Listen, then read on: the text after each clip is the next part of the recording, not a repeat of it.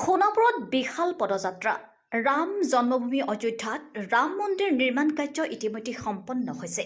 এই উপলক্ষে অহা 22 জানুৱাৰীত ৰাম মন্দিৰত ৰাম প্ৰতিষ্ঠা কাৰ্যসূচী সম্পন্ন হ'ব আৰু তাৰ লগত সংগতি ৰাখি আজি ডিমৰীয়াৰ বিজেপিৰ মণ্ডল আৰু বজৰং দলৰ উমৈহতীয়া সহযোগত সোণাপুৰত এক বিশাল পদযাত্ৰা কাৰ্যসূচী অনুষ্ঠিত কৰা হয়।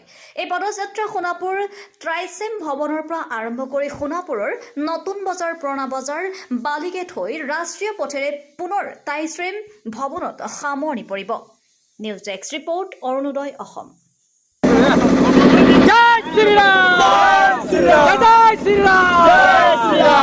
নমস্কাৰ সাংবাদিক বন্ধুসকল, আপোনালোকে গম পাইছে আগত 22 জানুৱাৰী তাৰিখ 2024 আমাৰ যি ৰাম মন্দিৰৰ প্ৰাণ প্ৰতিষ্ঠা মহোৎসৱ হ'ব, তাৰ লগত সংগতি ৰাখি সকলো সনাতনী হিন্দু এই জাগৰণেৰে হিন্দুত্ব সনাতনীৰ জাগৰণ সৃষ্টি কৰাৰ কাৰণে আজি আমাৰ বিশ্ব পৰিষদ বজৰং দলৰ লগতে আমাৰ ডিমৰীয়া মণ্ডলৰ বিজেপি যুৱ মৰ্চাৰ নেতৃত্বত আজি যিটো ৰেলী হৈছে, আমি আশা ৰাখিছোঁ এই ক্ষেত্ৰত সকলো সনাতনী হিন্দু শুই থকা হিন্দুসকল জাগিছে আৰু জাগিব, এই সকলো সহায় সহযোগ আমি কামনা কৰিছোঁ। আপোনালোকে গম পায় আমাৰ বহুত সংখ্যক সেৱকে ইয়াত বলিদান দিলে।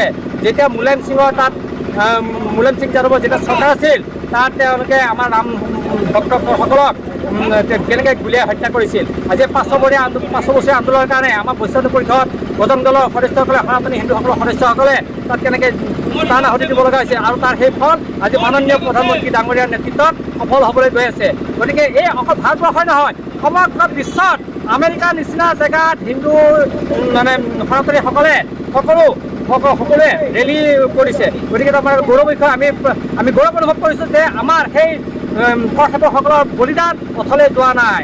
গতিকে আমি আশা ৰাখিম অনাগত দিনত আমি কাশী মথুৰা আমি জ্ঞানবাপী মছজিদতো আমি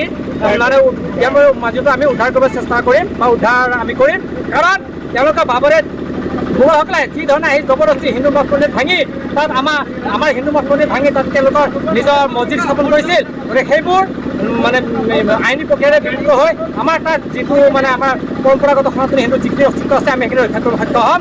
গতিকে এই ক্ষেত্ৰত আপোনালোক সকলো হিন্দুক আমি আহ্বান জনাইছোঁ বিশ্ব পৰিষদ বজৰং দলৰ ফালৰ পৰা 22 তাৰিখে সকলো ঘৰত দেৱালী হ'ব লাগিব, সকলোৱে 5 গছিকৈ বন্তি জ্বলাব লাগিব।